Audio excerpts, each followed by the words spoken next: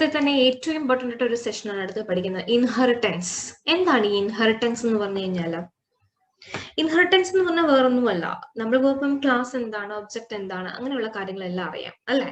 അപ്പം ഇൻഹെറിറ്റൻസ് എന്ന് പറഞ്ഞാൽ ഒരു ക്ലാസ്സിൽ നിന്ന് വേറൊരു ക്ലാസ്സിന്റെ ഒരു ക്ലാസ്സിന്റെ എല്ലാ കാര്യങ്ങളും നമുക്ക് അതിന്റെ മെത്തേഡ്സ് ആണെങ്കിലും അതിന്റെ ഒബ്ജക്റ്റ് ആണെങ്കിലും എല്ലാത്തിനും നമുക്ക് ആക്സസ് ചെയ്യാൻ പറ്റും.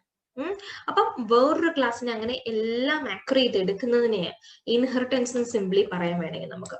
ഓക്കെ, അപ്പം മനസ്സിലാക്കേണ്ടത് ഇൻഹെറിറ്റ് ചെയ്യുന്ന പറഞ്ഞ എല്ലാ മെത്തേഡ്സിനെയും എല്ലാ പ്രോപ്പർട്ടീസിനെയും വേറൊരു ക്ലാസിന്റെ എല്ലാ മെത്തേഡ്സിനെയും എല്ലാ പ്രോപ്പർട്ടീസിനെയും നമ്മൾ ഇൻഹെറിറ്റ് ചെയ്യുന്നതാണ് അല്ലെ. അപ്പൊ എന്താ, എല്ലാം നമുക്ക് അതിനൊക്കെ എടുക്കാൻ പറ്റും. അപ്പൊ ഈ എടുക്കുന്ന ക്ലാസ്സില്ലേ, നമ്മുടെ എല്ലാം എടുക്കുന്ന ഒരു ക്ലാസ്, ആ ക്ലാസ്സിന് നമുക്ക് എന്ത് പറയാം? പേരന്റ് ക്ലാസ് എന്നോ അല്ലെങ്കിൽ ബേസ് ക്ലാസ് എന്നോ പറയാം. എന്ന് പറഞ്ഞാൽ ഏത് ക്ലാസ്സിൽ നിന്നാണോ എടുക്കുന്നത് ആ ക്ലാസ്സിന് നമ്മൾ പേരന്റ് ക്ലാസ് എന്നോ ബേസ് ക്ലാസ് എന്നോ പറയാം. ഇനി ഇൻഹെറിറ്റ് ചെയ്ത് എടുത്ത ക്ലാസ് ഉണ്ടല്ലോ, പുതിയതായിട്ടുള്ള ക്ലാസ്, ആ ക്ലാസ് എടുക്കുന്ന ഒരാളുണ്ടല്ലോ, ആ ക്ലാസ്സിനെ നമുക്ക് എന്ത് പറയാം? ചൈൽഡ് ക്ലാസ് എന്നോ ഡിറൈവ്ഡ് ക്ലാസ് എന്നോ നമുക്ക് പറയാം. എന്ത് പറയാം? ചൈൽഡ് ക്ലാസ് എന്നോ ഡിറൈവ്ഡ് ക്ലാസ് എന്നോ പറയാം.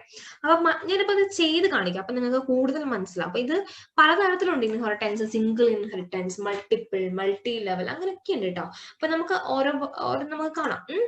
അപ്പം ആദ്യം തന്നെ ഞാൻ ഓക്കെ, ക്ലാസ് എ എന്നും പറഞ്ഞൊരു ക്ലാസ് ഉണ്ടെന്ന് കരുതിക്കോ നിങ്ങൾ.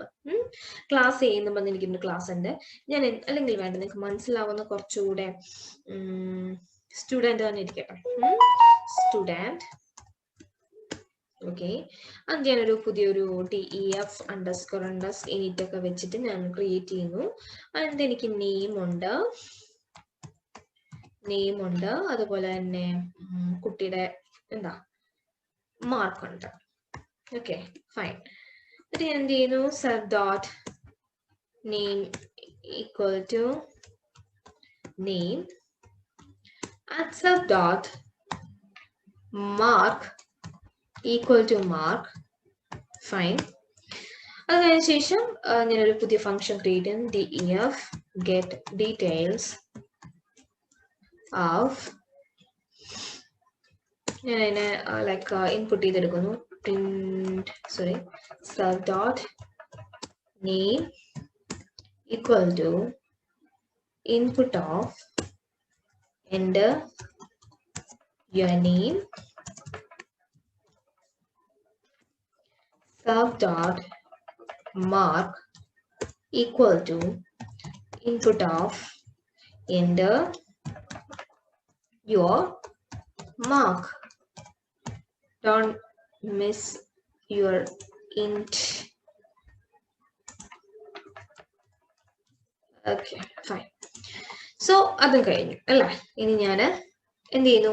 ഇവിടെ ഡിസ്പ്ലേ ചെയ്യിപ്പിക്കുന്നില്ല. അതിന് പകരം ഞാൻ എന്ത് ചെയ്യുന്നു? വേറൊരു ക്ലാസ്സിൽ നിന്ന് ക്രിയേറ്റ് ചെയ്യാം. ഒരു ചൈൽഡ് ക്ലാസ്സിനെ ഞാൻ ക്രിയേറ്റ് ചെയ്യണം. ചൈൽഡ് ക്ലാസ്സിന്. അപ്പൊ ചൈൽഡ് ക്ലാസ് എന്ന് പറഞ്ഞാൽ വേണമെങ്കിൽ നിങ്ങൾക്ക് ഇവിടെ ക്രിയേറ്റ് ചെയ്യാം, അല്ലെങ്കിൽ ഞാൻ അങ്ങനെ തന്നെ അറിയാം, അല്ലെങ്കിൽ നിങ്ങൾക്ക് ചിലപ്പോൾ ഒരു കൺഫ്യൂഷൻ വരും. ലൈക്ക് പുട്ട് ഡീറ്റെയിൽസിന് ഒരു ഫംഗ്ഷൻ ക്രിയേറ്റ് ചെയ്യുന്നു, like print of self dot name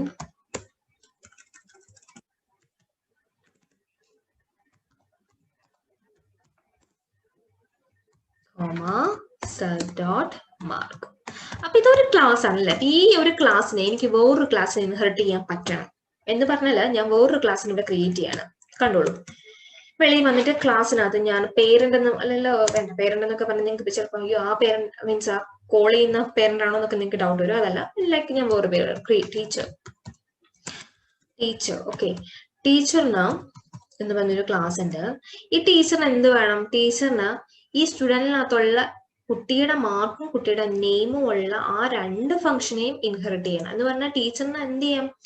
എല്ലാ കാര്യങ്ങളും ഇൻഹെറിറ്റ് ചെയ്യാൻ പറ്റണം, എല്ലാ ഫംഗ്ഷനും മെത്തേഡ്സുകളെല്ലാം എടുക്കാൻ പറ്റണം. അപ്പൊ എന്ത് ചെയ്യുന്നത്? എങ്ങനെ ഇൻഹെറിറ്റ് ചെയ്യുന്നത് ഒന്നുമില്ല. ഈ ബ്രാക്കറ്റിനകത്തോട്ട് നമ്മുടെ ഏത് പേരന്റ് ക്ലാസ്സിനെയാണ് വേണ്ടത് അതിനെ നമ്മൾ എന്ത് ചെയ്താൽ മതി? ബ്രാക്കറ്റ് വിളിച്ചു കഴിഞ്ഞാൽ ഇങ്ങനെയാണ് ഇൻഹെറിറ്റ് ചെയ്യുന്നത്. ഇൻഡന്റേഷൻ കൊടുത്ത് ഞാനിവിടെ പ്രത്യേകിച്ച് ഇനിറ്റിനകത്ത് ഇനിഷ്യലൈസേഷൻ ഒന്നും ചെയ്യുന്നില്ല, ജസ്റ്റ് ഒരു ഫംഗ്ഷൻ മാത്രം. അങ്ങനെയൊക്കെ ചെയ്യാം കേട്ടോ, അങ്ങനെ കുഴപ്പമൊന്നുമില്ല. ഒരു ഡിസ്പ്ലേ എന്ന് പറഞ്ഞൊരു ഫംഗ്ഷൻ ക്രിയേറ്റ് ചെയ്യുന്നു, ഒരു സ്റ്റേറ്റ്മെന്റ് എഴുതാൻ പറ്റേ ഡിസ്പ്ലേ. ഓക്കെ, എന്നിട്ട് പ്രിന്റിനകത്ത് ഡിറൈവ്ഡ് ക്ലാസ്. ഞാൻ ചുമ്മാ എഴുതാം കേട്ടോ, ഡിറൈവ്ഡ് ക്ലാസ് കണ്ടോ. പിന്നെ എന്താണ് ഞാൻ ക്രിയേറ്റ് ചെയ്യുക? അപ്പൊ ഈ ടീച്ചർ എന്ന് പറഞ്ഞ ഈ ക്ലാസ്സിന് ഇപ്പം ഏതൊക്കെ മെത്തേഡ്സിനെ വിളിക്കാം? ഡിസ്പ്ലേ എന്ന് പറഞ്ഞ മെത്തേഡിനെ വിളിക്കാം, പുട്ട്, ഗെറ്റ് ഡീറ്റെയിൽസ്, അങ്ങനെ എല്ലാത്തിനെയും വിളിക്കാം അല്ല. പക്ഷേ നിങ്ങൾ മനസ്സിലാക്കേണ്ട സ്റ്റുഡന്റിന് ആരെയൊക്കെ മാത്രം ആക്സസ് ചെയ്യാൻ പറ്റുള്ളൂ? ഗെറ്റ് ഡീറ്റെയിൽസിനെ, പുട്ട് ഡീറ്റെയിൽസിനെയും, ടീച്ചറിന് ഡിസ്പ്ലേനെയും ഇതിനെയും എല്ലാം ആക്സസ് ചെയ്യാം. എങ്ങനെയാണെന്ന് വെച്ച് കഴിഞ്ഞാൽ ഒബ്ജക്റ്റിനെ ക്രിയേറ്റ് ചെയ്ത് ഏതാണ് ഇനി ഒബ്ജക്റ്റ് ക്രിയേറ്റ് ചെയ്യുന്നത്, ഏത് ക്ലാസിന്റെയാണ് ഇനി ക്രിയേറ്റ് ചെയ്യേണ്ടത്, അതാണ് പിന്നെ മനസ്സിലാക്കേണ്ടത്. ടീച്ചറിന്റെ ഒബ്ജക്റ്റിനെ വിളിക്കുന്നുണ്ടെങ്കിൽ ടീച്ചറിന് ആരൊക്കെ ആക്സസ് ചെയ്യാൻ പറ്റും? ഡിസ്പ്ലേനെ പറ്റും, പുട്ട് ഡീറ്റെയിൽസ് പറ്റും, ഗെറ്റ് ഡീറ്റെയിൽസ് പറ്റും അല്ലേ. പക്ഷേ സ്റ്റുഡന്റ് ആണെങ്കിലോ, സ്റ്റുഡന്റിന് ഗെറ്റ് ഡീറ്റെയിൽസും പുട്ട് ഡീറ്റെയിൽസും മാത്രം വരും. ഞാനിപ്പോ സ്റ്റുഡന്റിന്റെ ആദ്യം നിങ്ങളെ കാണിച്ചു തരാം ഒബ്ജക്റ്റ് ക്രിയേറ്റ് ചെയ്ത് എന്താണ് ഡിഫറൻസ് വരുന്നത് എന്നുള്ളത്.